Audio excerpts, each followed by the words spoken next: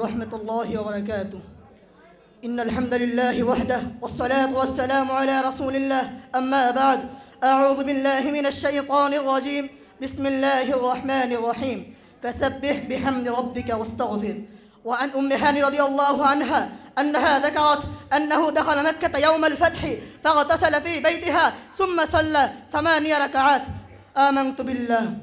উপস্থিত আয়োজিত আজকের মহতি সম্মেলনের সম্মানিত সভাপতি, বিজ্ঞ বিচারক মণ্ডলী, সুযোগ্য উপস্থাপক, আমার সামনে উপবিষ্ট ছাত্র ভাইয়েরা, সকলকে জানাই আজকে মহান বিজয় দিবসের শুভেচ্ছা অভিনন্দন।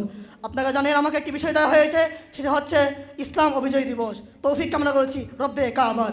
মুহতারাম হাজিরিন, পৃথিবীর উষালগ্ন থেকে অদ্যাবর্তীকাল পর্যন্ত বাঁকে বাঁকে ঘটে গিয়েছে বহু বিজয়ের ইতিহাস। যেখানে রয়েছে বিজয়, সেখানে রয়েছে এক মর্মান্তিক ঘটনা সরাসরি।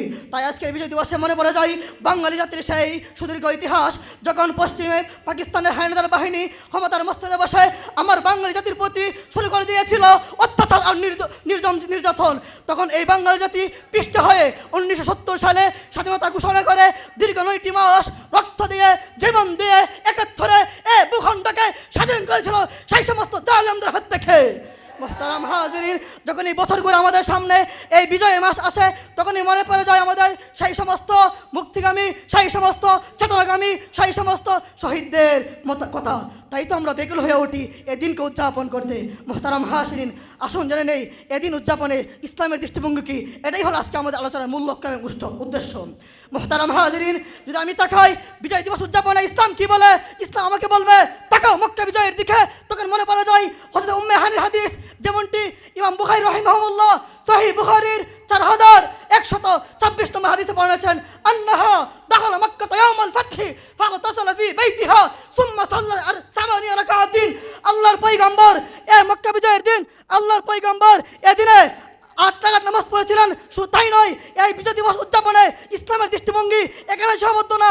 যেমনটি ইমাম বুখারী রাহিমাহুল্লাহ বুখারী শরীফের 4124 নম্বর হাদিসে বলেছেন, আব্দুল্লাহ ইবনে আমর থেকে বর্ণিত, আকবার আল মদিনা ইয়াউমাল ফাতহি আলা রাহিয়াতিন ওয়া মাহু যায়েদ ওয়া মাহু বিলাল ওয়া মাহু উসমান বিন তালহা আলা রাহিয়াতিন। আল্লাহর পয়গম্বর মক্কা বিজয়ের দিন মক্কা আগমন করেছিলেন। তার সাথে ছিল 3 জন সাহাবী, বিলাল, যায়েদ, উসমান বিন তালহা।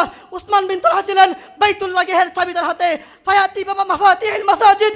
আল্লাহর পয়গম্বর উসমান বিন তালহাকে বাইতুল্লাহ ঘুরতে আদেশ করলেন, তিনি নামাজ পড়লেন। আব্দুল্লাহ ইবনে আমর বলেন, আমি জিজ্ঞাসা করলাম রাসূল কি করেছে? বেলাল বলল, ফাআশারা ইলাল মাকান আল্লাযী সাল্লা ফীহি। আল্লাহর পয়গম্বরের সাহাবী আব্দুল্লাহ ইবনে আমর বলে, নবী এই দিনে কি করেছে শুনো। আল্লাহর পয়গম্বর এই দিনে মক্কা কাবাগরের ভিতরে নামাজ পড়েছিল। শুধু তাই নয়, এই দিন উদযাপনে ইসলাম আমাকে আরো বলেছে স্বয়ং রব্বে কাবা কিভাবে আমি এই দিন উদযাপন করব।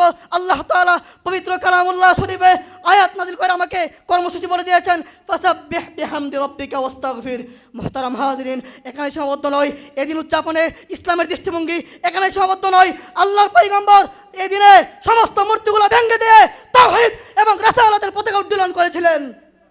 যেমনটি ইমাম বুখারী রাহিমাহুল্লাহ সহিহ বুখারীর 4121 নম্বর হাদিসে উল্লেখ করেছেন, আল্লাহর পয়গম্বর সমস্ত মূর্তিগুলো ভেঙে দিয়ে তাওহীদের পতাকা উত্তোলন করেছেন। তো আমি আজকে আমার থেকে বলতে চাই, যে যারা শহীদদের নামে স্মৃতিচারণ করছো রাস্তার মন্দিরে মন্দিরে, রাস্তার মোড়ে মোড়ে তোমরা মূর্তি স্থাপন করছো, আমি পরিষ্কার ভাষায় বলবো ইসলামের দৃষ্টি হলো এদিনে সমস্ত মূর্তিগুলো ভেঙে দিয়ে তাওহীদের পতাকা উত্তোলন করাই হলো ইসলামের দৃষ্টি আর ভঙ্গি। মুহতারাম হাজির, আজ আমার সমাজে যে সমস্ত বিজয় দিবস নামে লুচ্ছা দিবস পালন করা হচ্ছে, এর কোনোটা ইসলাম সমর্থন করে না।